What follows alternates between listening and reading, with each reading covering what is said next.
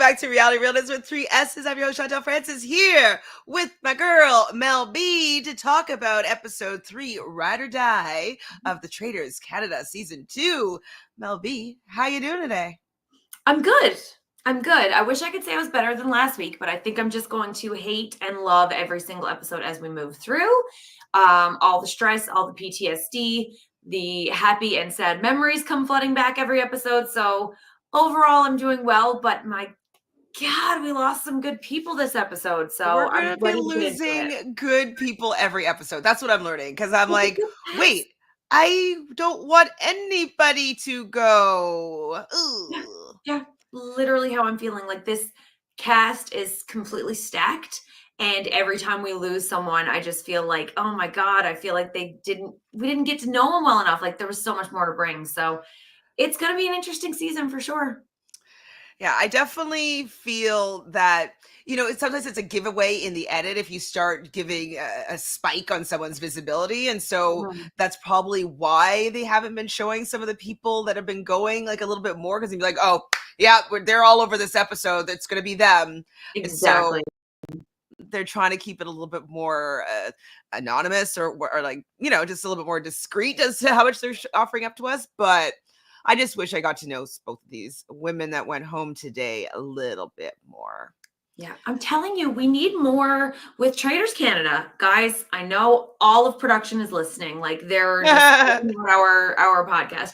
But like I would love nothing more. I mean, I understand that they've got a show to produce and they've got a product to give us, but how friggin' cool would uncut like roundtables be? Like just a separate internet thing. Maybe I would subscribe to it. Like just after every episode, just give us an uncut roundtable, because those things are hours and we're getting like 5 minutes. And I get it, that's part of the show, but oh my God, I would love to just watch everybody go back and forth.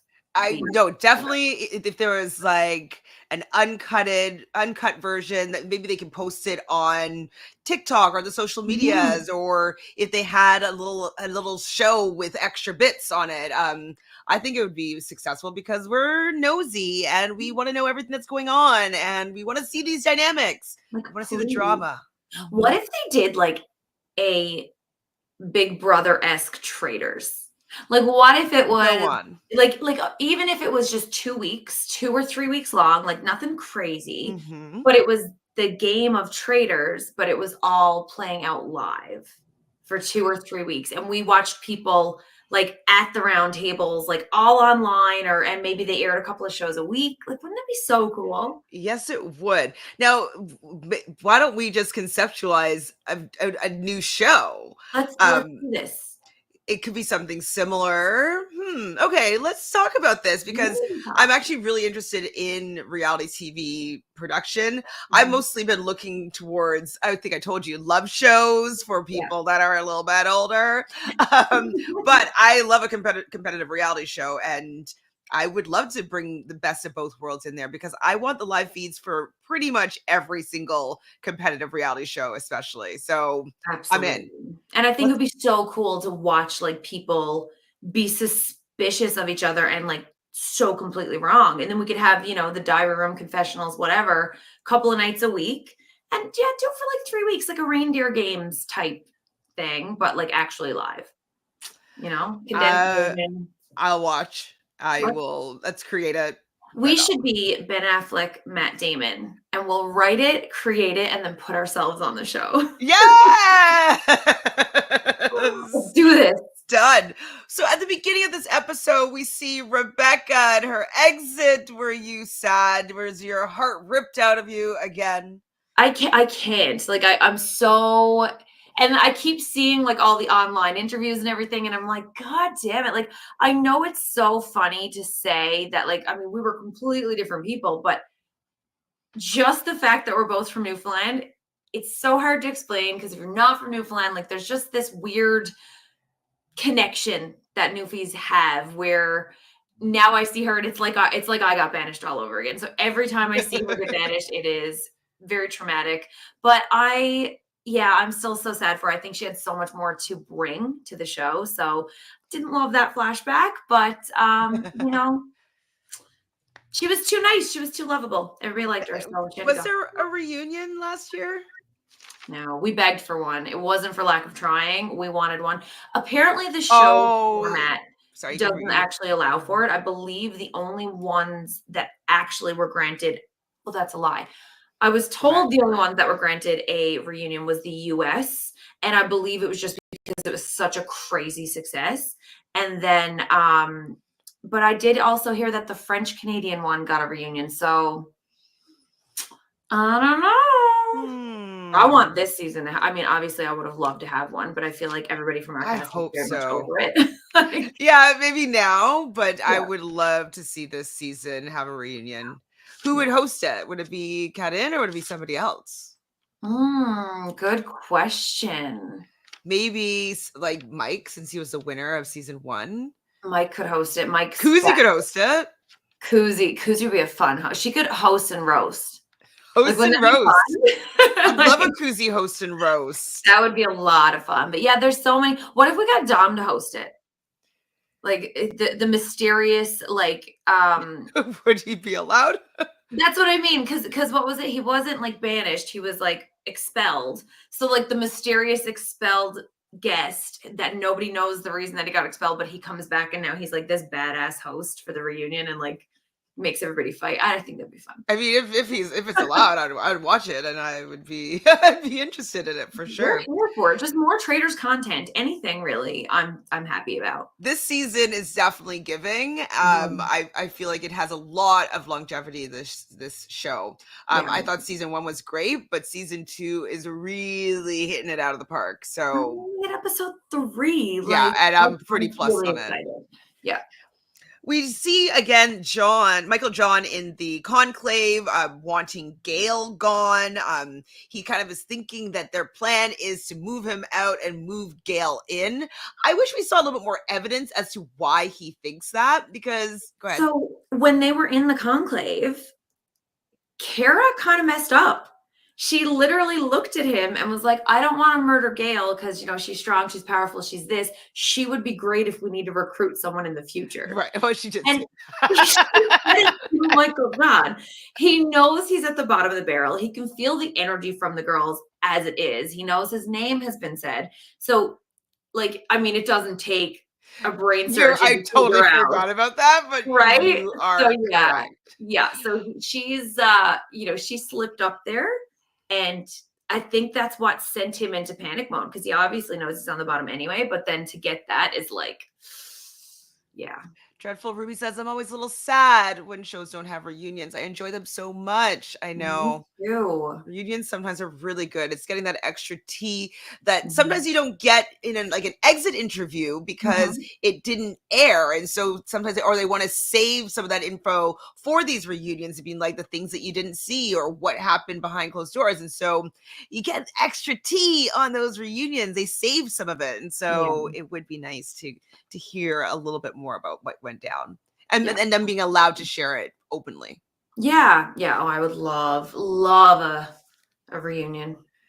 So we're at breakfast and Dylan, I know that you are enjoying his I love him so much. He's becoming my favorite. Like, he's really upset that Michael has been offering up the chaos and this vote now, this tonight, it's good. He's going to be voting for Mike. And I'm just like, Mike's allowed to do what he wants. Like, why are you getting mad at poor Mike? Mike is so sweet. Like, I feel like anybody can see from a mile away. And again, it's always different when you're on the couch. But I really feel like even if I was in the manor, I'd be able to tell that Mike is just someone who just feels out of place. Like, I really don't think he's a traitor. You know, again, we know. But, you know, if I was in there, I wouldn't think that he was a traitor. I honestly feel like he's just out of place. He's not fitting in. He's feeling a little bit uncomfortable and lost. And it's a stressful situation. You know, the game is different than what people realize until you get there. So, you know, I don't know why Dylan is so on Mike. I am here for Dylan. I think he's chaotic and messy and he's making some really fun TV and I want to watch it right until finale. I'm really loving him. But but I mean, it doesn't mean he's playing well. Like, He's you playing know, entertaining, not necessarily playing he's well. he's doing great on television. I love that he's on my TV. But yeah, poor Mike, like, he definitely didn't deserve that. But I think Dylan is gonna be the unexpected person. Like, expect the unexpected with him. Like, I honestly feel like nothing would surprise me at this point. When you tell someone to shut the F up during a mission Hmm. and lose the money, you just have to assume that they're gonna say anything from there on, you know? I definitely well, and also that likely their game might not last for very long, Yeah. because people still have to like you. So you hear all the time people being like, "Well, I don't think he's a traitor, but I don't want to play with them anymore," and so Yeah, that's a potential too. So we're keeping our absolutely. eye on Dylan because when it comes across from entertaining to people not liking He playing with you, it could be a Yeah, problem. he could just get straight up, but I feel like Dylan, just a thought pops into his head and it just comes out of his mouth. There is zero filter. Like, even when he voted for Cedric at the round table and he said, "This is a warning, like, clean it up." Like, with the attitude too, I was like, "Honey, like, I'm here for it from my couch." But if it was me, you know what I mean? So it's Yeah. just it's fun to watch, but yeah, I mean, he may be on borrowed time. I don't know. Trana has the most Canadian line of the episode. When she walks in, she goes to her confessional and she wants them to play Celine Dion's I'm Mhm. Alive. So good. Very Canadian of her, very Quebec of her. Mhm. Full on support for Celine. Yeah, I had that song stuck in my head all day because of that line, so thank you, Trina. Although I don't hate having Celine stuck in my head, I mean, come on. Like, She's name an a Celine icon. Dion song that you won't rock out to. Oh, what's your favorite? Oh, what's the, can't get any of them in my head right now, but there's one that me and my daughter sing all the time, it's, like, 8 minutes long. You The know what one I'm that pops into my head right now, and it's an older Celine song. Mhm. It's Power of Love. Oh, I think that's the title, but the I'm your lady and you are yeah. my man.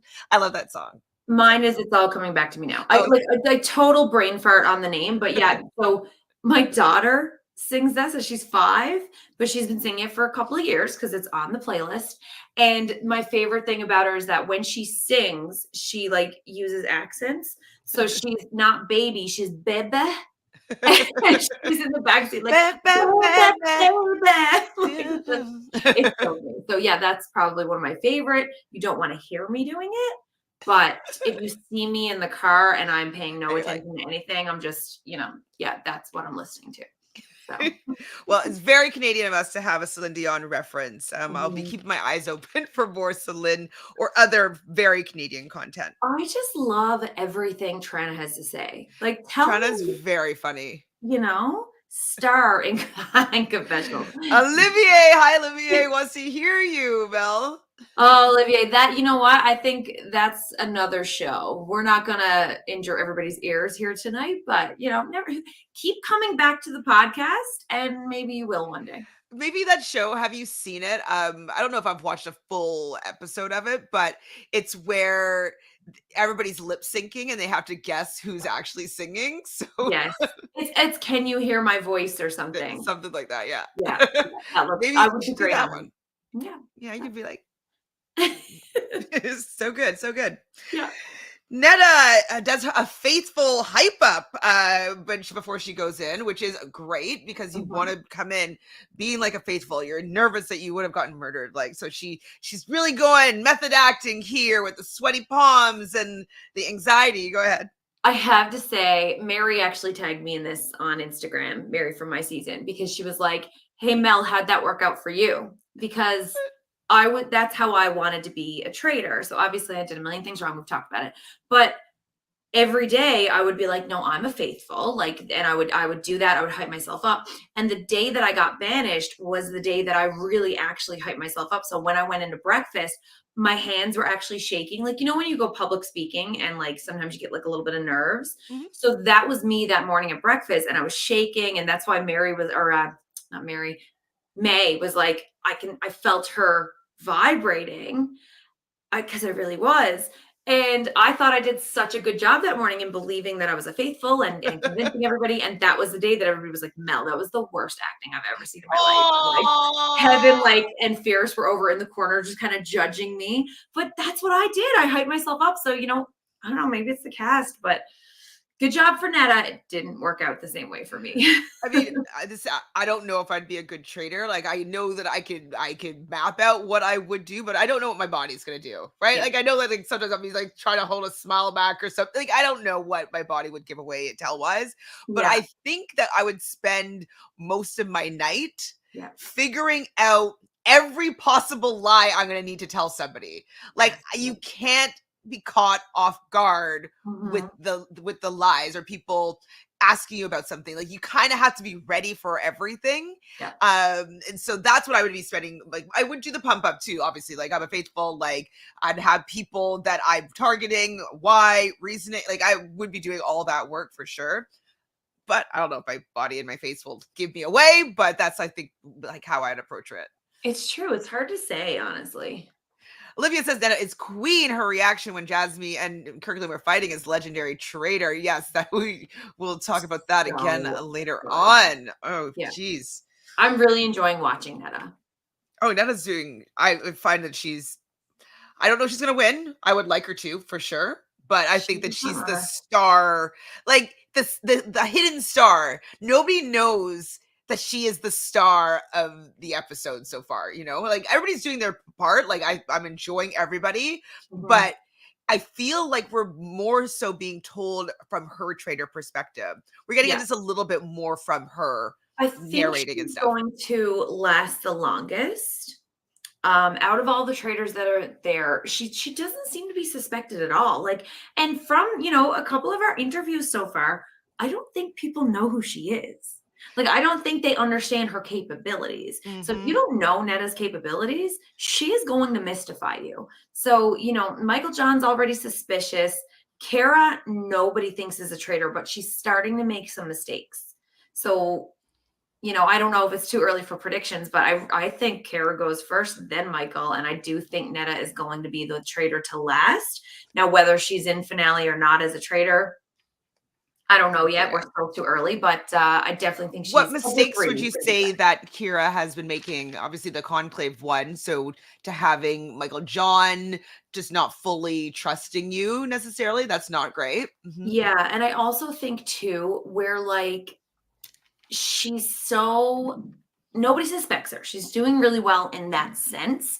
However, she is very excited. She's starting to remind me a bit of me, Mm, which love that. I'm very, you know, narcissistic in a way. So like great. Love that you're like me, but at the same time, it's making me fearful. So I don't know if it's just me thinking because it happened to me, it's going to happen to her, or if I've got like this gut thing that says she's going to start getting a bit too comfortable. Like it seems like she's starting to get a little bit too comfortable, too right, excited. And I don't know that she's going to be able to maintain that energy for the full duration of the game and right. not change it up. Yeah, she's gonna have to get a little bit nervous or a little bit like it doesn't seem like she's scared of going home. She's got puppy dog energy, and a lot of Very that much. is what sent me out was because I was confident. Now she's already doing a better job in putting out people's names and, you know, gaining trust and things like that, but that's only going to take you so far if you're still not really like feeling the fear like everybody else does. And I think that's what Netta is doing a better job of. She's a little bit more reserved. She's still creating the relationships, but she's not as big of a personality. And I think that's by design for this game. So Lauren asks Mike how he's feeling, and he doesn't feel like he has any friends, and he feels like a lone wolf. Well, why hasn't someone picked him up? I don't think he seems like a nice enough man. He has, I think we talked about this before. He has an interesting story. Like, mhm. he has podcasts about true crime and, some more so supernatural stuff. Like, I think that's all fascinating, interesting. I just find it wild that it doesn't seem like anybody has found a way to just connect with them, because connecting with someone is just more information. It's Mhm. being able to have bounce back and forth with somebody about your ideas. I think it's helpful to be able to play these games. And so it's, I think, a missed opportunity for most of this cast. Especially, like, I can understand a Faithful not picking him up because Faithfuls don't know where to go. They don't know who to pick up and who to lay down. But I do think that it's a missed opportunity for the Traitors, especially. I mean, I don't know if it's happening. Michael John may be the one to pick him up because they seem to have had a good, close relationship before the round table, before the Traitor picks. Then Mike clocked him right away. But I think Michael John did a good job in this episode in making Mike believe that he's not actually a traitor. And, he shared a little bit of his background about his drug addiction, about his WWS opportunity, Aspirations, yeah. and his book that he wrote and everything. So I think that by opening up, that helped Mike and the others in the car see him a little bit differently. And I feel like maybe that's helped smooth things over with Mike. So maybe that's who picks Mike up and we just haven't seen it yet. Very possible. That, like, he's the only person right now, because you do see in that moment that Mike says, "Oh, I feel bad that I wrote your name down," and so that could be good. Maybe Mike is going to feel like he has a newfound connection. So yeah, I mean, obviously it's important to connect with people, share your story, open up, and so that's why when we always talk about like lying about your profession and stuff like that, it doesn't allow you to be able to open up and connect with people. So I definitely think it's good for Mike that Michael John that he did this, and good for Mike in the game. But what if, hold on, I just thought of something. What if Mike is just placating a little bit, being like, I believe you, Michael John. Yeah. But he's really doing it to keep him close. And so maybe this is like a grandiose play, and Mike is going to actually, allow him to be carried to the end by Michael John and then slay him in the end. Do you think that he'd be playing that would kind of a be game? Fabulous. I can see it happening because he clocked him right away. And I would actually love to see, like, what if Mike, is placating him? But what if Michael John says, okay, I'm really close to Mike. This is my guy. What if Kara or Netta goes home and then Michael John tries to recruit Mike? I don't think that Netta would allow that to happen. No. But I mean, nice thought. I just wouldn't, if I were Netta, trust bringing Mike in as the third traitor, because it doesn't really help her game necessarily. And I don't think she trusts Mike being able to lie and you deflect and all that stuff. And I think it would just be too much of a liability for her. So I don't think she'll let that happen, but maybe. She brings in, I feel like if Netta say it's Michael and Netta, she brings in Gail. She convinces Michael John to bring in Gail. He's starting to turn on Gail, like in a good way. Oh yeah, I want to keep her around. I'll give it a couple of days. I thought that was wild. And then Kara, if Netta goes, I think Kara just, Kara's going to try to get her brother in regardless. So I think that's an obvious one. But yeah, I don't know. It's interesting. So Olivia has a good point here, saying that Kara convinced Enoch that she's not a traitor and he influences others. So I mean, with how this episode goes, yeah, exactly, people might not be as willing to walk blindly with him towards the sun, because he was wrong. Yeah, and he was wrong and strong.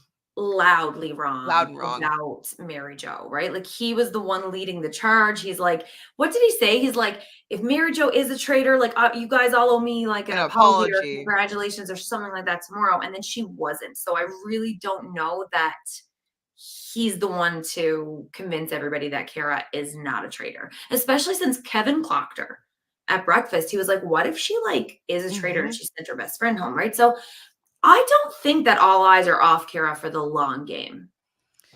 So we see Mary Jo leading over to Enoch and saying that the traitors, have an injured player, that being Kevin, who is very good friends with Enoch. So it was very interesting that she was, sitting between them and kind of whispering about his friend.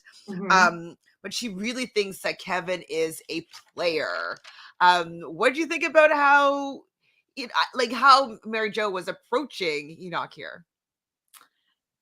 I think I feel bad for her because I think that she was approaching him as an ally.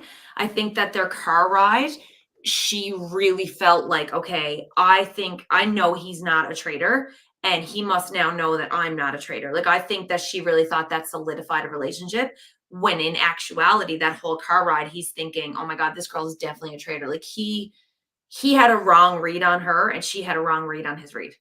So I feel like she's approaching him about Kevin as an ally, thinking this guy is my ride or die from that car ride, and she was just so wrong. Well, I mean, I can understand though why she was wrong because, Hinaki brings up Nichelle as being Mhm. somebody that he was suspicious of. And then Mary Jo is like, oh, yeah, me too, which that happens. Like, if you're like, oh, I didn't know anybody else was looking at them. Like, I definitely have seen some things as well. And you kind of get excited about when somebody might have a similar read to you about certain things. When Yeah. in turn, that is giving him confirmation bias that, like, oh, she's just switching it up on me because like I said something and now she's saying something. Now, Yeah.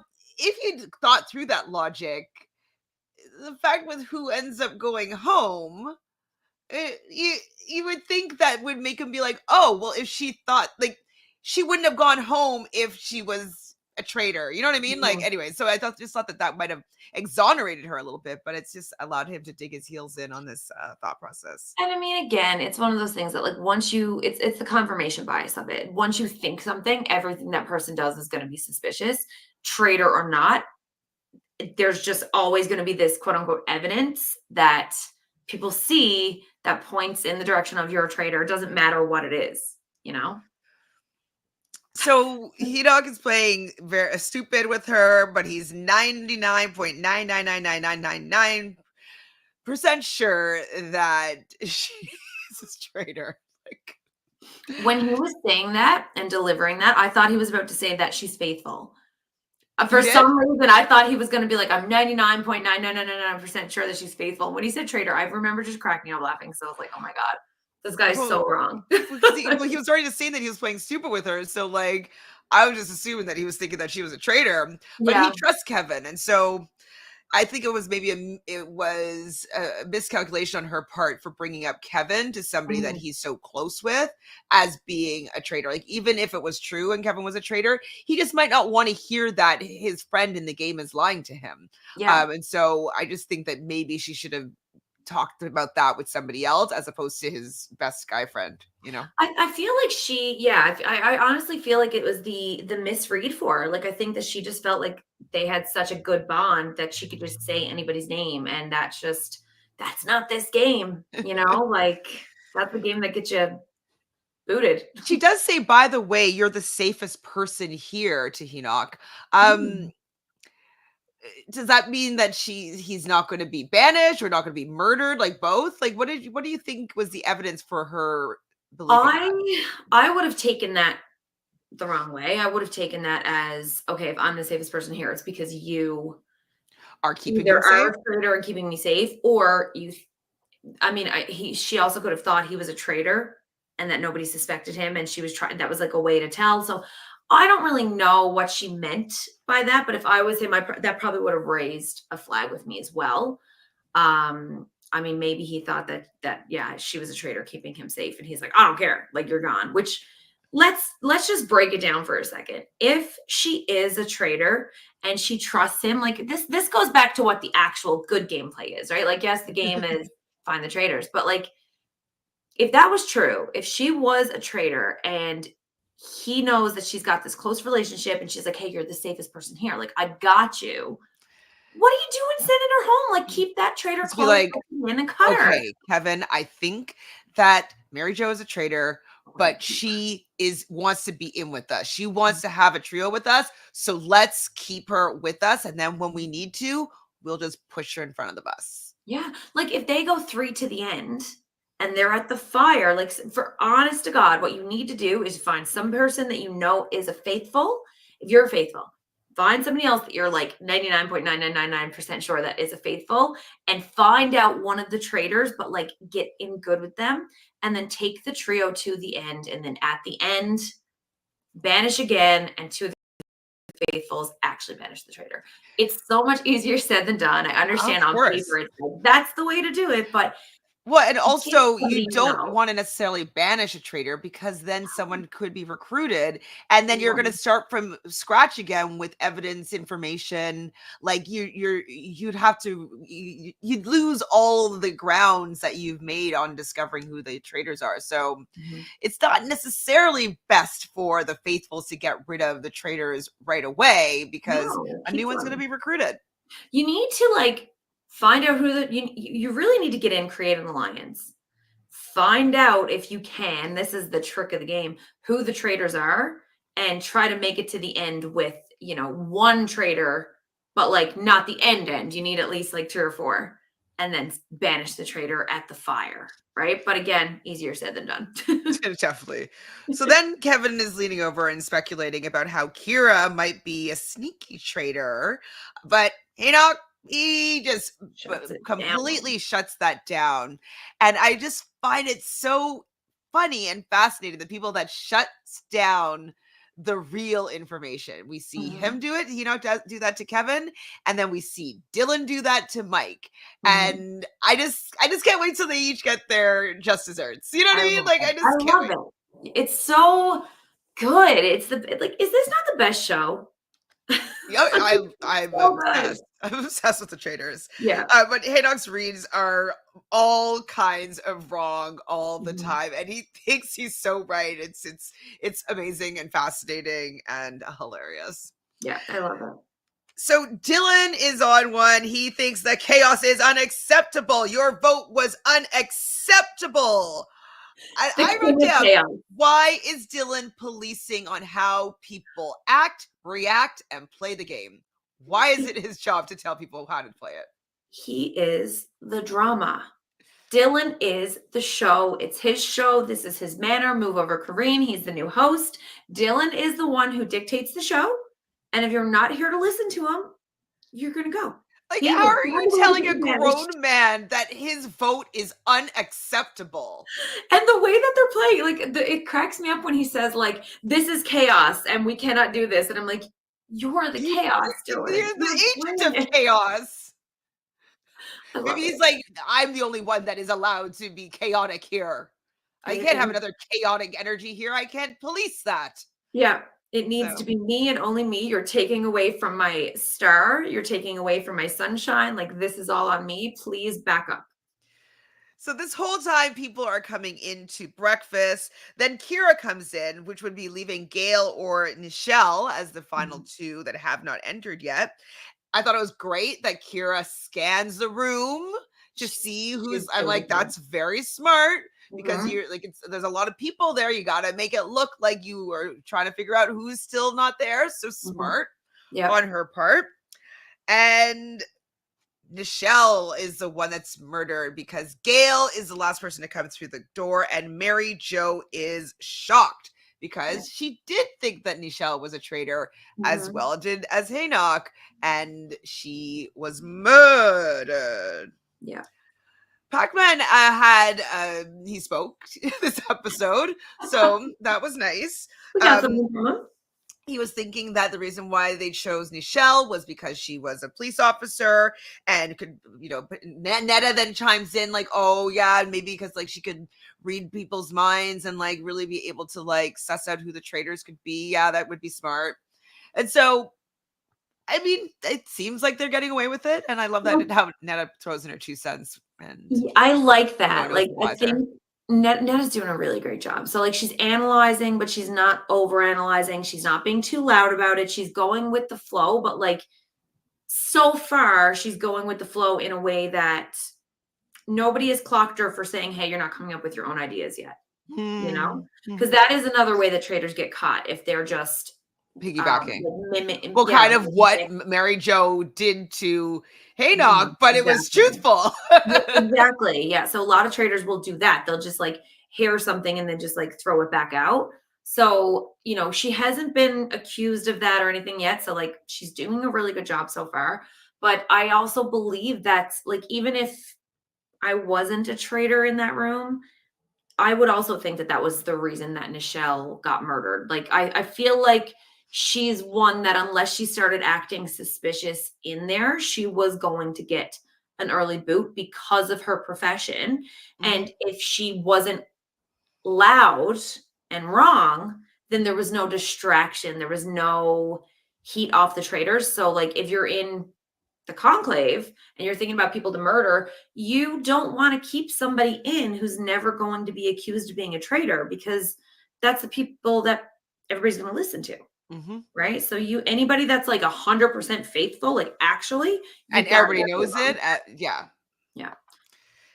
So we flash back to the conclave and we see Michael obviously didn't get his way. He wanted Gail to be the one murdered. I But it want to seems like see he an easily uncut folded. conclave. Pardon me? Exactly. Like, I want to see an uncut conclave because it shoots back to him and he's like, yeah, okay, I guess. Like, before that, he's like, no, I'm putting my foot down. It's Gail. No. I will not move. And then I they're was like, ugh. give it a day. He's like, okay, you're right. I'll give it a day. It couldn't have gone down like that. It must have been longer for sure, but I just put down from the edit, easily folded. Like, it was wild. It was literally like, yeah, okay, you're right.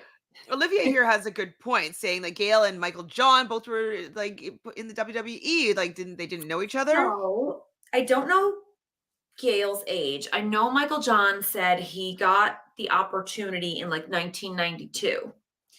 And female wrestlers weren't really a big thing until like the 2000s. And I think Gail, as a wrestler, I don't know her profession, but she would have been even like a little bit later again. I also don't think Michael John went very far with it. He said in the card that he got the opportunity in 92, but then he had a drug addiction that kind of like took over and he didn't go very far with that opportunity. So I don't know if he actually was in there long term. It might have just been like a one-shot thing. I don't know the But details, then but I think also what Olivia's suggesting is that yeah. he would follow wrestling and maybe have an idea of like, just be in Gail, yeah. that community or just. How big was Gail was she WWE? Oh my God, I'm horrible. Okay, let's see. We did not hear. Gail, what's her last name? We don't know. Gail wrestling. The Traitors. Because I'm not sure. Because like the other thing is too, if you are somebody who, had this opportunity and then again in the early 90s, 20 years in the ring was Gail or Michael? It says retired HOF pro wrestler. And then also she has a link to TNA wrestling. Let's see what that is. Oh, so I think I don't know what TNA wrestling is, but it's. I think it's just like a wrestling federation. But 20 years in the ring, I mean, it is a long time. But if Michael John, I mean, if he was keeping up on wrestling, maybe he was only keeping up on like WWE or WCW.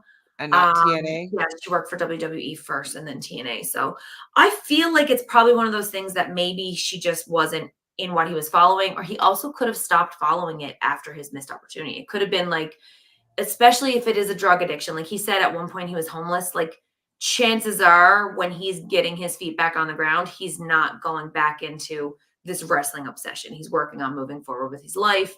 He probably doesn't follow wrestling that much. So I don't think it's far-fetched to think that they wouldn't have known of each other. I mean, I don't know anything about the wrestling world, so agreed. But yeah, I can okay, she worked for WWE first, okay. And then for TNA.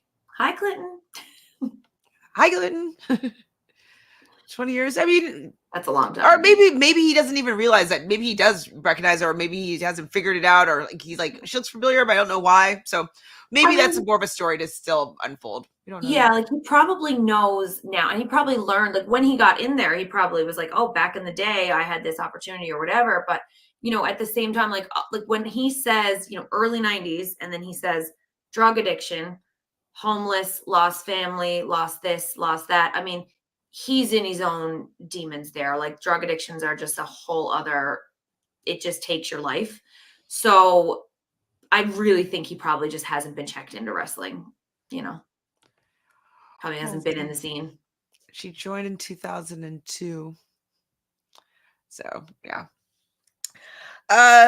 So yeah, just like you said, the reason why they chose Nichelle was she was just too faithful. Everybody thought that she was a faithful. No one was going to put any suspicion on her. It wasn't going to be possible. So she's got to go. I am sad that we don't get to see her in challenges. Like, so I've been following her on social media, and she is an ass kicker. Like, before the season started, I started following people.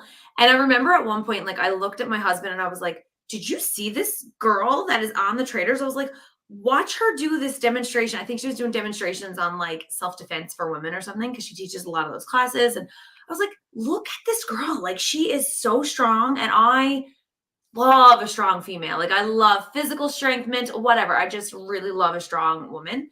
So I'm disappointed that we didn't get to see everything that she had to offer. But again, that's the show. But yeah, I would have loved to see her do some challenges. Like, I want to see her in a physical competition moving forward. Like, I'd like to see her back on TV, but like, Well, maybe The Amazing Race that might see her on. Maybe with one of her I don't know how old her children are, but I know she has 4 sons, and that so would be maybe cool. her and one of her sons will go on The Amazing Race. Like, I could definitely see that. Gail was on The Amazing Race last season with a race wrestling partner, so it's possible. It's very possible. Nichelle, we see her getting her envelope. And she says to us, were you that intimidated? And they weren't necessarily intimidated, but you weren't going to help them in their game. Like, you're going to hurt their game. So that's why she has got to go. Yeah, she got cut. It was sad. That was probably the strongest murder I've seen, though. Like you could feel how pissed off she was. Like, you could feel that, you know? Clinton here is saying his fandom of wrestling could be a thing. Her could bring her in. That's a number. Yeah, exactly. So maybe they'll eventually connect on that, and you're like, oh my god, I used to do wrestling. Oh, I used to be wrestling. I'm retired. Oh, me too. And like, How cool. They'll turn it around, and all of a sudden there's an alliance between Gail and Michael John. How cool would it be if that happened and they ended up like pairing up and taking out the other 2 traitors that convinced him to keep her? See, this show, it could have so many different outcomes. That'd be cool. Very cool. So Dylan talks about how she was pretty close with Michael John. So and then Michael John says, if she was a traitor, she had me fooled. And I'm like, is this him killed me. pretending that he's confused by the rules of the show, or did he just really screw up? But I had to pause it because I was getting slight secondhand embarrassment there. I was like, oh my god, this is really bad. It was a bad breakfast. Like, this is where he had the most suspicion on him, and Lauren is looking at him like, what is this guy talking about? Like, that was a rough breakfast. Like, well, it made no sense. Remember how I was saying, like, I would be thinking of all my lies before, like throughout the night? He doesn't even need to think anything up. It's just... Well, exactly. But he said the fact that someone likely is going to ask him how he feels about Nichelle going home, that's something that would happen, likely. Yeah. And like, if she was a traitor, we know that she's not a traitor because she just got murdered.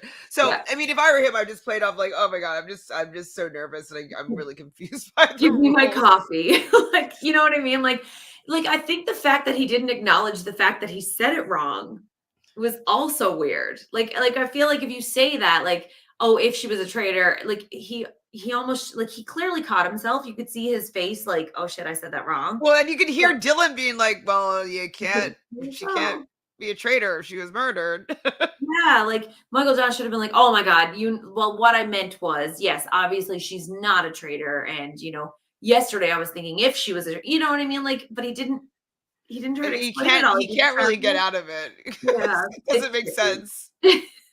You should just be like, I don't know what I'm thinking. I'm confused. Like, why is Dylan still mad at Mike for that vote after seeing Michael's reaction with that breakfast? Like, come on. There's some obviousness there. Well, Jasmine has Mike on her radar for sure. Wondering if he's a good asset. She's talking about this with Netta, who is not on her radar at all. And so Netta just must be like just eating it up when people are just like, yeah, you're not on my radar at all. I love you. Like, yeah, you gotta love that. Yeah. Dreadful Ruby says, yes, blame it on a brain fart. Like, that's all you can do in that instance. I know, but he didn't do anything. He just kept talking, and everything you said made less sense than the thing you said before, and it's like, I did cringe. I had to pause it. I had to like be like, ugh, take a breath. ugh, yeah, and then go back at it. But it was really bad. Cool. So Aaron is ruling out Netta and Kirkland. So Aaron doesn't have them on their radar at all. Also, they rule out Kira for sure. And I think it was Aaron. Aaron or Kirkland said like you'd be shook if it were Kira. I Shook. know. I can't wait to see the shaking. Shook. Shook. Mike thinks that still thinks that Michael John which is a good call, good read. That's a confirmation that whole breakfast was confirmation that he's overwhelmed and panicking. Yeah. And you see Kira agreeing with what Mike is saying and being like, she's basically saying any traitor but her. So she's like, yeah, like I've seen him do some like really suspicious things. I'm like, I love it. Throw him under the bus. Throw him under the bus, but you got to be careful because if it gets back, he's messy. And like, the thing is that like he could potentially mess up her game, right? Like, absolutely. Yeah, I agree that Netta and Kara are absolutely like killing it. But yeah, like I feel like she needs to throw him under the bus. Like her and a little bit, Netta, just little pushes, little nudges. I'm just worried that if it gets back to him, that he's a little bit unhinged when it comes to feeling like he's being attacked by his fellow traitors, that he just might slip up. He just might say something, or so I feel like they almost need to orchestrate in secret. Like there's enough eyes on Michael John now that they keep saying like I think Kara's like, I'm not gonna throw him under the bus, but I'm not gonna stop it. I think they need to throw him and drive it. Like, I think they honestly need to get together and be like, okay, Michael John's name has been up. It's not crazy for us to continue spreading his name. Let's get it out there. Let's get somebody else to bring it up at the round table. Let's all jump in and like orchestrate his banishment. I feel like the only way to do that is a sneak attack because he doesn't have time then to react and like point the finger back. Yeah, he's always just like, well, that's what you think. Like, I can't change your mind. Yeah, I'm just going to stand up there and say I'm a faithful or whatever. Like, I don't think he would. He would be able to defend himself very well. Yeah, because you can see as soon as he's caught off guard, he fumbles. Exactly. Yeah, but like you say, if he hears his name from Kara, it's going to be way worse. So she needs to just like full on shove him in front of the bus at this point. So Enoch believes that Mary Jo is a traitor. He's laying out his case. And like you mentioned, he says that if she isn't a traitor, you can vote for me. And when she stands up there and says that she's a traitor, all I want is a thank you. Yeah. I mean, you nailed it, buddy. But Mary Jo, though, she's here thinking that her and Kevin and Enoch would make a great team, and this is who she wants to work with. And I think that she was probably thinking if Kevin is a traitor, maybe doing the strategy to keep that traitor closer, right? Yeah. I feel so bad. I feel like we were robbed a lot with Mary Jo going this episode because we're going to say that about every person. I know, we really are. It's too hard. Like, it needs to be longer. But I feel like she was going to get so messy. Like, she would have been so much fun to watch going around trying to form these alliances. Oh my God, she got recruited. Like, yeah, I think she had a lot more to give for sure.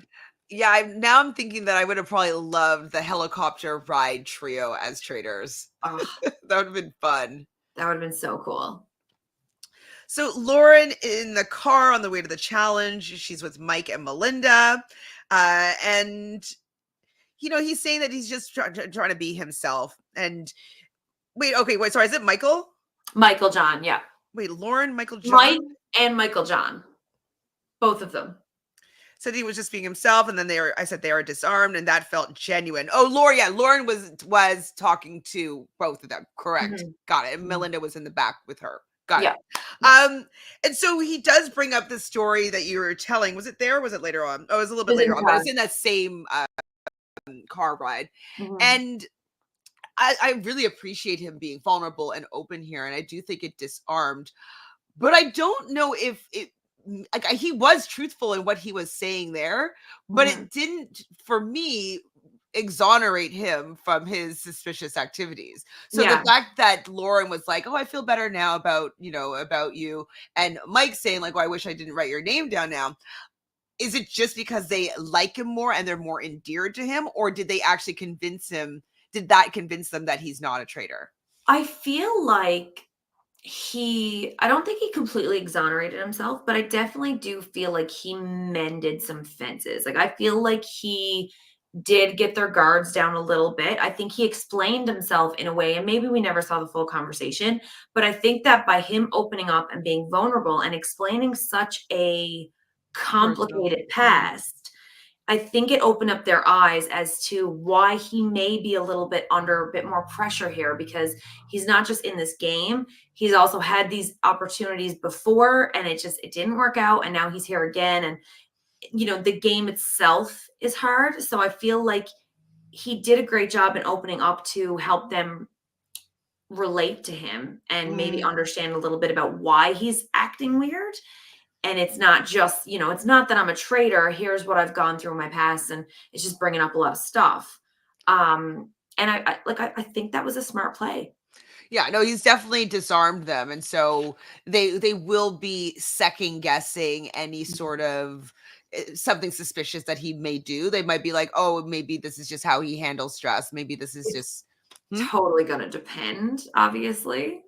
Like, we don't know what he'll do. He might be like, well, last night when I was thinking about murdering so and so, like, we don't know what the rest of his week is going to play out like. But yeah, like, for the time being, I think he's explained what he's done and definitely set himself up to be able to be a little bit clumsy like he's been, but like he still really needs to clean it up because he's acting super suspicious. So, but I believe in him. I think Michael John can last a couple more days. So Mary Jo is surprised by her name being out there. She says, "Bring it on" at the round table. The only person that really was bringing up her name was Enoch, though, right? Like, was there I anybody else? I think he brought it up and spread it like wildfire. Like, I think he was like, she's the traitor, and then just sprinkled it everywhere and then fanned it. Now, Corinne enters a challenge, and this is my white beret is because she was wearing a white beret, so I wanted to wear it Mhm. in commemoration for Miss Corinne. And then with an army green trench, Mhm. I need to actually look and see who is her stylist because a lot of times I really like some of the pieces that she's wearing. Yeah. Oh, she's high fashion. They have to decipher between fact and fiction.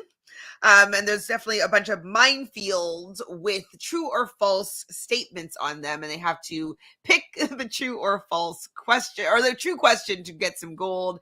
The false one will blow up, and they get nothing. Why are you? Why are you I'm biting my tongue because I'm watching this. And can we talk about Aaron? Because what the hell was that? And why was that not a bigger part of the show? So the very first one that laughing? like loved this challenge for one. It's for it had him in it. Exactly. So the challenge itself I thought was awesome. I love that there's shields up for grabs. I love the explosions. I love crawling in the mud. I love the true or false. Like, I thought it was a really great, fun, interesting challenge. But Aaron and Cedric go to one that involved him. The Yeah, question it was says like, Trana arrived in the same car as Aaron. and Aaron's like, yeah, what? And it was wrong. It was not the right answer. Like Like, I couldn't remember personally, but I was like, well, he was in the car, so and let me tell you, you do not forget.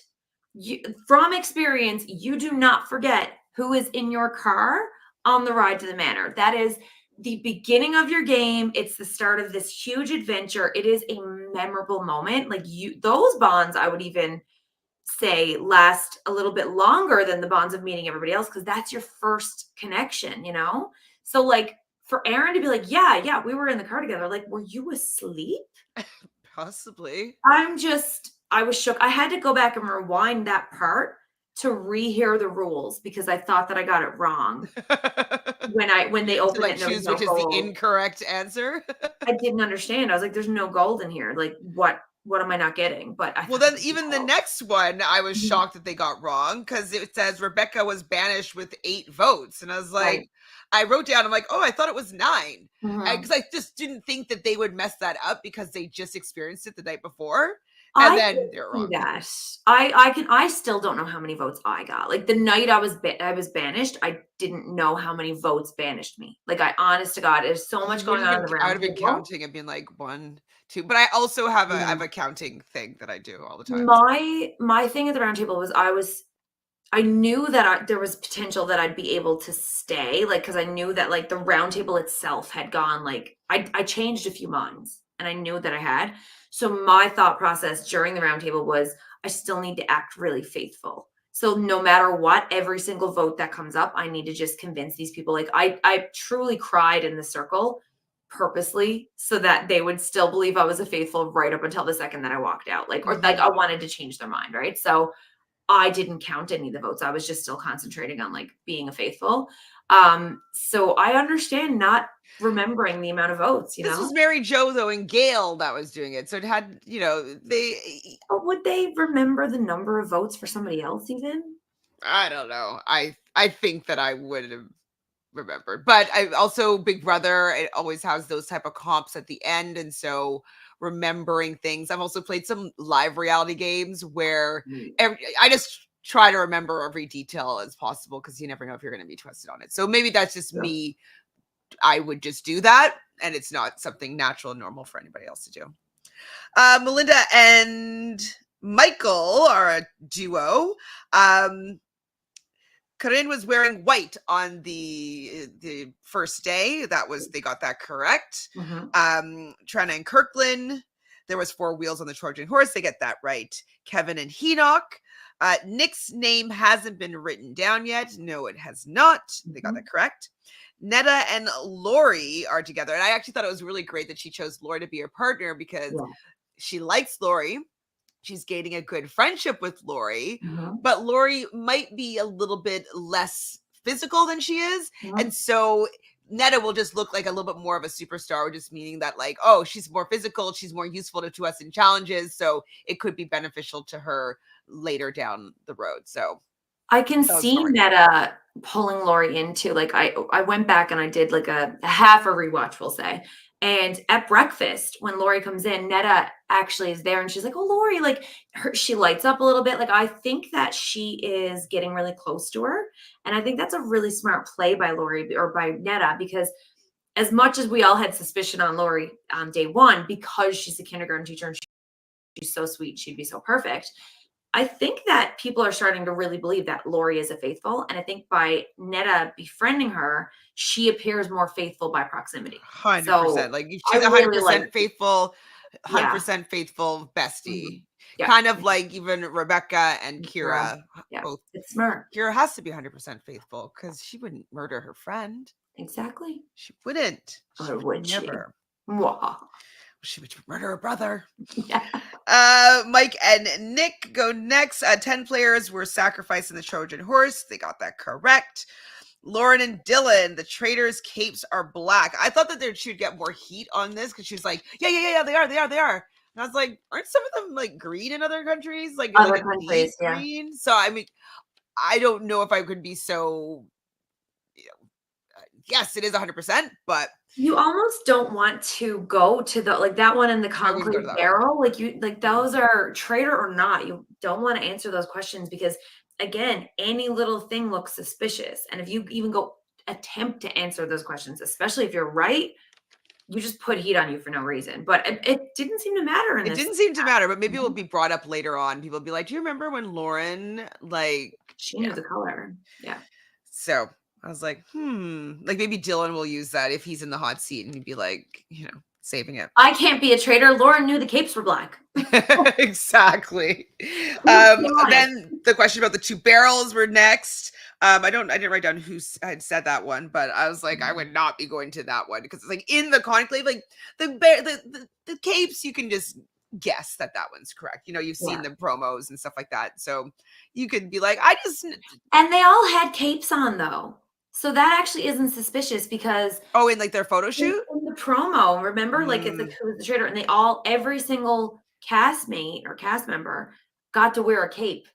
So that That's actually good. that isn't a suspicious. But I still would be like, oh, she knows Yeah, because she was in the conclave with them. true. Kira and Jasmine, the armchairs in the bar are yellow. They get that correct. Michael and Melinda, I don't know what their question was, but Melinda's just like, run. So they got it wrong. So entertaining. Enoch and Kevin, they get it correct that Enoch is married. Trana and Kirkland, Chris's portrait is in on the top right. They get that correct. Dylan and Lauren decide to get the shield because it was the closest one to them that they knew was incorrect, but it was going to be the shield. Did they explain to us that the most wrong answer was going to be the shield? Like, I don't remember. So I went back and rewatched because I also didn't understand how they knew that was the shield. And Corinne said the shield is out there and it will be in the most obviously wrong question.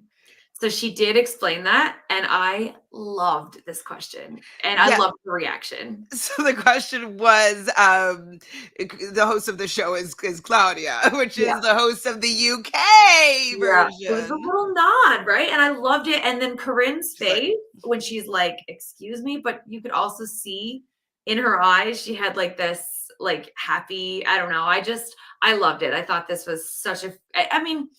If you're just watching Traitors Canada, it's cute. But if you're a fan of the Traitors franchise and you've watched the UK versions, this was just like extra. It's just like it gave me like warm and fuzzies. I loved it. I mean, I love Claudia. Yeah. Claudia, like you have to watch it. She does not stay in character at all. Like her character is I'm rooting for every single kind one of like you could do it. Run. Like really into it. Yeah. So it was a really fun little nod. So they do get the shield here, but Dylan now doesn't want to look suspicious for the fact that he got the shield. I was like, what was that? I mean, you will, but Do you see though? You see where the love comes from for him. He's so all over the place. Like I didn't understand why you would pretend like you didn't want the shield. Like, okay, that one was close and wrong. We had 90, 60 seconds, whatever it was. I just don't understand the point in getting the shield and then be like, oh my God, I wanted the money. Like, why would you pretend? What? You want the shield? Oh, sorry guys. Like I didn't know the other questions around. And so I needed to be safe tonight because I'm not a traitor and I don't want to die. So this is my shield. Like the problem is that you have to make it through the banishment. So I think that's why he was playing it off a little bit so that they won't think that he was only being greedy. He was like, oh, sorry, I didn't like it was the only play that I had here. Like, do you remember? It's got to be a Canadian thing. Do you remember Janelle in season 2 US? 3? Oh no, Janelle season 6. No, for US Traitors. Oh, Traitors. Oh, Janelle. Yeah. Because remember, like they had to untie themselves, and there was a shield up for grabs, and instead of helping untie everybody else, she just fucking like booked it. She booked it to the shield and was like, "I don't care, give me the shield." And yes, they're like, "You're a selfish player," but like nobody thought that she was a traitor, you know? No. It's an idea. Nick and Mike, this question is in the beginning, there were 6 blondes. That was incorrect. Kira and Jasmine, some guests are not who they say they are. This is another slip up of Kira's. You were mentioning that she's made a couple of mistakes. The fact that she was like, oh, this one. And I was like, how do you know? Why do you think this? You say you are? Yeah. So I thought that was dog energy. I'm getting the, the little baby puppy energy. Definitely sus. So Kevin and Keenock there were 2 barrels in the conclave. I don't know if that was wrong or right. I guess it was wrong because there's only one. It was wrong. Yeah, there's 1. But you know what's so funny? When I heard that question, I was like, that's wrong. There's 3. And there's 1. Or maybe you had 3 in yours. No. Flashbacks determined that was a lie, but And then the last one, is a cross at the top of the turrets of the mansion. I didn't write if they got it right or wrong, but in the end, they were able to accrue $9,000, and their total right now is $29,000. So I'd be happy with that. So it's getting good. It's not bad for like 3-4 days work. So yeah, right. So in the card ride back, we hear Pac-Man again. So I'm wondering, like, okay, is he going to be going soon because they're just trying to like give us some content of his because we didn't see him the last 2 episodes. So Pac-Man thinks that maybe an actor could be Mike or Michael John or Lori. So he doesn't trust any of those three. Michael John suggests that Dylan was being sus. What did I say? Oh, because he's a political, I don't know what he does in politics again. He's a lobbyist. So maybe he's not who he says he is, possibly. Dylan is going to go silent now, though, at the round table. He's not going to add anything in because he doesn't want to be considered selfish, which he was. He might have to lean into that a little bit, but I think it was really like this was a good play for Dylan to just sit back and listen. Can we also mention too, Cedric has not been mentioned at all this episode. Well, maybe he took Dylan's words to heart. I think he pulled back. I think he took the hint. Well, he did say he was going to pull back at the end of, I think it was last episode. He's like, okay, I'm just going to tone it down a little bit. So I think it's working. I think it was also because he was so wrong about Rebecca. And so he was probably like, oh, wait, okay. If I don't know what's going on here. I don't want people to start pointing their finger at me and actually send me out of here. So let me just cool it a bit. Yeah, that's true. Gail asks Aaron if he is related to Lori. I was like, oh, that's what people think? Okay. And they were trying to decipher like what did the clue actually said, and it seemed like it was more than one person. So a lot of people are speculating now that it's going to be siblings or people related to each other because it involved more than just one person not being who they say they were. So I thought that was a good read. I like that production's throwing in these little hints, like give us the drama, tell us.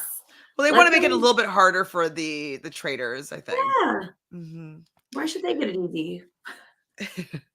So Trina thinks that maybe Kira and Rebecca were related or they had a close relationship. I think that's a good, like, obviously it's wrong, but like, I think that's a good guess based on how close they were. Like, they seem to be super close off of like a day. So I wonder if she should, do you think that if she gets confronted, if she should say like, yeah, like me and Rebecca are cousins, or just like still deflect? I think she should still deflect just because one lie means many lies in this game. That's true. You know, last year, poor Trevon lied and said he was a server, and well, that was a bad lie. He doesn't you know what I mean? Like, but and then just came out of nowhere and admitted to it. But like it just makes people not trust you if they know you've been lying about something, especially if they didn't suspect that it was a lie. So if you were lying and you were good. Now they're going to question everything, and they may just send you home because they don't trust you. Run over their own stone, you know? Absolutely, because it's like, oh, you were able to lie about something, and we didn't catch on. What else are you lying about? Absolutely, it raises too many red flags. MJ, well, Hinoc thinks that MJ is doing damage control with him after the mission. So I didn't recognize that. Did you catch what happened that she was trying to do damage control over? I think what it is not that like anything happened at the mission. I think it's that she had caught on that he thought that she was a traitor, and then she was kind of going into fix-it mode to be like, I'm not a traitor. Like, you're my guy. Like, let's get back on this alliance train that she was on in her brain. And I think that in trying to do that, he thought that was like a desperate plea to fool him into thinking she was a faithful. Like, I think he read the situation wrong, and she should have just let that die and clomped on to somebody else. I think the issue is that she really likes him. Yeah. And so she doesn't want someone that she likes, that she wants to work with, that she thinks is her friend, doesn't want him to think that she's been lying to him. And so she's just trying to do whatever she can. But the more that she's doing, the more that he distrusts her, unfortunately. It's more suspicious. So back at the manor, we see Trana telling Netta that she's going to be voting for Mike, and doesn't think it's good not to have heat. Oh, sorry, doesn't think it's good to not have heat. What does that mean? What did I talk about? But they trust each other, not to have heat. Anyways, I'm not sure what I was saying there. Oh, But Trina, because she feels like she's gonna be oh, going right, soon. sorry. Mhm. She's like, I feel like I'm gonna get murdered soon because there's no heat on me. Like nobody thinks I'm a traitor. But I think, I mean, saying that to a traitor is normally not a great thing. But I think that because she trusts Netta so much, if the other traitors tried to ban or tried to murder Trana, I think Netta wouldn't allow it. So I think she's in a good position and she doesn't realize that she is, right? She'll be fine, but she's Yeah. probably still going to be very nervous every night. Mhm. He now tells Mike and Kira that Mary Jo is saying to him that she's not a traitor too many times. It's too suspicious. Doth protest too much, I guess. And then Mary Jo joins. Awkward. And she just wants to be in the game with him to the end. And Yeah. he's putting up this energetic wall of distrust. Like he is not having it. And I don't know if she picked it up or not, but Their conversation, like he's literally just sat there like, I don't trust you. And she's just like, be my best friend. Like it was giving very, very like desperate for him to just like be friends with her again. Like, cause she knows she's not a traitor and he just doesn't believe it. And like, again, that's the stage where you just let him go. You know, if you love something, let it go. If he comes back, great. But like, you gotta stop on this one guy yeah, because she was sad though about it the made fact her that he spiral. I honestly don't think she would have been banished had she just left it alone. I think he would and have brought maybe her don't work mama. on the other relationships like Exactly. and get or get the heat on somebody else, Mhm. you know. I think But that might have also looked like, oh look, like she knows that there's heat on her and now she's going to try to spit it onto somebody else because but she's you a know what? traitor. I think when she started talking about Kirkland at the round table, like I think Kirkland would have been the way to go. Like Kirkland would have been the person to talk to other people But they about were ahead of friends though, time. so it But wouldn't have been. exactly, she didn't know that until I think like the round table. But yeah, I think that she needed to get somebody else's name who was already out there talked about more. I really don't think that she would have been banished had she not gone so Well, hard she to had to get save some of them. that time and spent it towards either pushing someone else's name or just like getting some closeness with other people. Hmm. Absolutely. Well, Melinda plans on bringing up Kirkland. Gail plans on bringing up Dylan.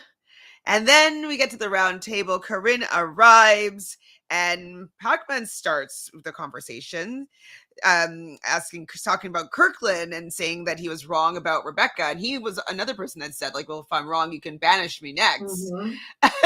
A lot of people must be like, oh, I wish I never said that. I was wrong. Literally, though, you gotta stop saying that stuff in these games, guys. Like, there's But no is that 100%. now, would you say that that is a faithful line? Mm, A wrong no. faithful line. You know what I I mean? feel Like, like because I would need to go back through to see if there were other traders who have said that. Because, like, I feel like that's like who said that they swore on their family's life? Was that Kirkland? yes, Yeah. So, like, because he gets into, the this fight, is and happening. Yeah. I may be getting like ahead, but when he's like, oh, like I swear on my whole family and all this sort of stuff, like if I'm in there and I'm a traitor, I'd swear on my family that I wasn't. Like, I just would. It's I a game, totally hear you. like. I totally get that. Mm, But I'm just thinking right now that the people that have said, let me like, hear you. I 100% know this person is a traitor.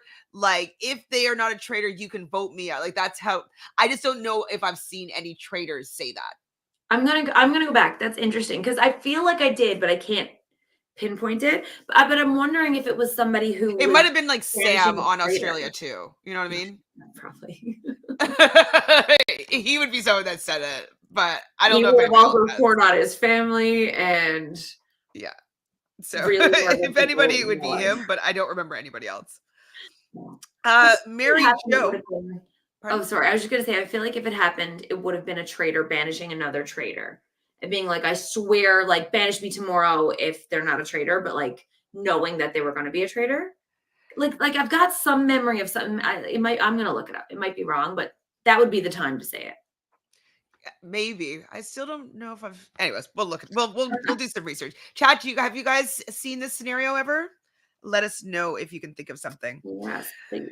Mary Jo doesn't think that they have examined death row, which I'm like, yes, bring it back to death row. This is great, Mary Jo. You should have been trinkling this in instead of worrying about Enoch, because the death row people are who you should be kind of focusing on. Now, I wish that she hadn't exonerated all these other people, being like, I don't think it's Lauren, I don't think it's Enoch, I only think it's Kevin now. I think she should have just maybe left it up on all of them, being like, logically, you would think that one of these 5 people have to be a traitor. Now that one's gone, like, one of these people have to be a traitor, like, and just laid out that way, and not necessarily being like, it's Kevin, because there's a lot of people that believe that Kevin is faithful, that it just wouldn't be.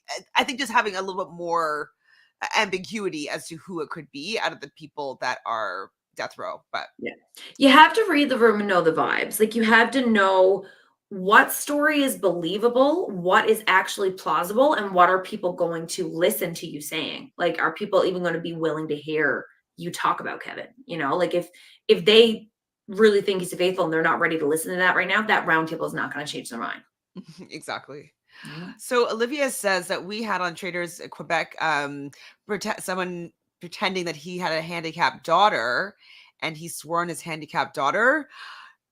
I feel like, so I'm very much, when it comes to these games, all is fair, except like, because there was also somebody on Big Brother one time who pretended that his wife had like cancer or something. Like, I think that pretending healthy people are sick crosses a line. I feel like swearing on your family, to me, it's like, oh, I swear on my family. But like, what does that even mean? I swear on, someone's whatever. But like, I feel like pretending that somebody in your life is sick who is healthy is just bad karma. Oh, I guess you've never that's wrong. You don't know Johnny Fairplay from Survivor, but he so you kind of know the format of Survivor, and usually later on in the seasons. But this season, the new era is a little bit different. But in the previous, like the older eras, they used to have loved ones visits like pretty far into the season when there's like 6 or 8 people left, and so this person had a loved one come. And the lie that he brought was that his grandmother had passed away. And so they orchestrated this, like, if you come for the loved ones, say that my grandmother passed away, so that he would get further in the game on sympathy. And it was like the most villainous thing ever. He's now was on the House of Villains because of, like, this is what his legacy on Survivor was, is that he lied about having a dead grandparent. But was his grandparent alive, or had she died previously? I'm not sure if she was died previously or not, but I think she was still alive, to be honest. But I don't remember for sure. That's greasy. Like, I feel like if they've already passed, then again, gray area. Yeah, but this wouldn't go well, Olivia, for sure. It's icky. It's icky. It's very, very greasy. Like, you don't wish ill health to anybody. A game is a game. You don't need to like make that lie up. We have to finish in 8 minutes because I have to do the round table right after this. Right. Holy guacamole. Okay, so Mary Jo points the finger at Kevin here with her, death row examination. But then Melinda starts pointing the finger over at Kirkland. Mary Jo then decides to hop on this and incriminates Kirkland. Kirkland saying, like, no, that didn't happen. And so it kind of gotten into between a battle between Kirkland and Mary Jo. And I think it's fair for Mary Jo being like, oh, people are Kirkland? Okay, better Kirkland than me, even though they were friends. But at this point, you don't know who is a traitor. And so at this point, like, you're a faithful. And if people think that he might be a traitor, maybe he has to go. So I totally understand her kind of jumping ship there. I would have absolutely done the same thing. So we have the vote. Lori votes MJ. MJ votes Kirkland. Melinda, Kirkland. Jasmine, Kirkland. And then a lot of MJs. A couple more Kirklands. But MJ, Mary Jo, is going to be leaving the game. She gets up to the front of the round table and says, I'm a faithful, bitches, and I always have been. And Enoch was floored. Yeah. Shook. Completely shook. Everybody is shook. Everybody is shocked. in his confessional, Enoch does apologize to Mary Jo, which I'm happy. Like he Yeah. took a huge humble pie to the face Mhm. because he was going all over being like how right he was, and Yeah. very, very wrong. So then some of the aftermath, we see Trana outing Kirkland. And he's saying that she gave like acknowledgement nods when Mary Yes. Jo left. And I was like, if I was To the person in Cedric. the hot seat, yeah, to Cedric, if I was in the hot seat and like I survived it, and the other person going, hold on, I'd be like, oh my god. Like I would, of course, like look to maybe my neighbor and just be like, man, but Trana's reading this wrong, and Whoa, and she goes all in on that, like she feels it was him saying mission accomplished. I didn't see it that way, but if you're looking for things, you'll find them, right? always. Kirkland thinks that the minute that he leaves, that Melinda's game is going to be over, because Melinda also is a little bit focused here on Kirkland. So after those, Cedric talks to Trana, and saying that finally everything's got exposed. I mean, no, it hasn't, but Mhm. Trana right now is kind of leading the wrong and strong crew, as well as Jasmine, who took it upon herself to yell at Kirkland as well. Kirkland swears on his family, and Netta is loving this group of traitors because they are Yeah. so messy and chaotic. Yeah. And she doesn't have to do anything. Can we just take a minute and appreciate Jasmine and be so grateful that she wasn't murdered and we got to have this scene? Like, she just goes in on Kirkland and is like, it's you. Like, she just flips out at him. And I'm just like, how is this the third episode?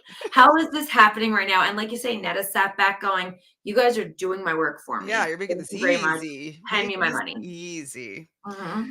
So we get to the conclave, and the traitors unrobe, or like remove their hoods, and they fist bump each other in the conclave. Kira is talking about who she has on her side. She thinks she has Enoch and Jasmine. Enoch is very faithful, so Mhm. she knows that he's very faithful. So maybe he might be somebody that they murder because Mhm. everybody believes that he's 100% faithful. Mhm. But she does feel like she has his trust. And then they're also bringing up maybe Pac-Man. He's faithful, but he's really bad at challenges. And Mhm. so, he's not necessarily bringing money to the pot. And Lori is also a possibility. So between Lori, Pac-Man, and Enoch, and I think the three that they decided to choose between. So who do you think is going to be going? I think like, and I don't want to take it too much time. I do just want to slip in that I do think that this conclave is another place where Kara slipped up again. She should not be telling them who's actually under her wing. She should not be telling them Of course. who the people that really don't think that she's a traitor are. I thought that was bad because the other two will get rid of them or sprinkle seeds or whatever. But I do And think when they brought up like, Nick, her face did change. She did have a Mhm. flash of like, I also think Nick knows. We haven't been getting yeah, anything from Nick. He has not been on camera at all. I think Nick knows. And I think possibly. they're just production's hiding it. Yeah, I mean, it Yeah, doesn't I think matter. Pac-Man's gone. Olivia thinks that Pac-Man's gone. I think Pac-Man's gone because he did Mhm. have a little bit of an episode spike here. He had a couple of comments, and I think that they were gonna wrap it up. He's gonna get murdered. That's my Yeah. thought. Did we have an MVP for this episode? Jasmine. Oh, Dylan. Dylan's always my MVP just because he's so chaotic. But I think this episode we have to give it to Jasmine. Come on, that flip out. But you're also friends Okay, with Kirkland, so you're like, no. Like, I don't particularly like how she's talking to him. I know it's dramatic and things are heightened, but I don't know. I think that they're wrong. I guess that's why it's also bothering me, and that like mhm. they're kind of just it's like very mean how they're attacking him. It just seems like kind of hurtful, and Yeah. so. But this is, I think I got who I wanted last week, so we'll give you who you wanted this week with Jasmine as the I see where MVP. you're coming from. I think I just like the, they're not real people side of it, because obviously they're real people. So like if we're talking about it as a television show, I definitely think that she brought the entertainment for that section. But yes, like in reality, Yeah. that's not nice. Yeah, it's hurtful. I mean, it's like, especially because we know that he's a faithful, and like they're just kind of going in, and it just seems a little bit low blow, and like they don't need to be so unkind about it, you know? And Yeah. they're gonna find out soon that they're wrong. And are they gonna take back like how they were treating him? So Mhm. we'll say this is your MVP this episode. Do We'll you go have anything going equally. on though you want to share with the people before we sign off? I'm gonna be taking a little bit of a hiatus for the next 2 episodes, but then I'll be back after that. So I will not be recapping with you next week or the week after, because hopefully I'll be in Florida. They're in the middle of a big hurricane right now, so we'll see. But we are the MVPs. Yeah, Yes, he's and right. Clinton, thanks for doing a great job. Thank you. But yeah, other than that, follow me at Best on the Rock, and Perfect. that's it. Well, make sure you subscribe to the channel, everybody. Thank you. Like this video. Let me know or us know in the comments below who you think the MVP of this episode is. Who do you think is going home for the 3 people that they've suggested? Do you think it's going to be Pac-Man or could it be Lori? It could be Lori. We just heard Netta talking about Lori, and so the fact that they're close, maybe she's gonna snip it to be like, "Oh my god, my best friend's gone." We'll see. So let us know in the comments what you're thinking, and we'll see everybody next week. And make sure you check out the exit interviews for this week, please. All right, bye everybody. Bye.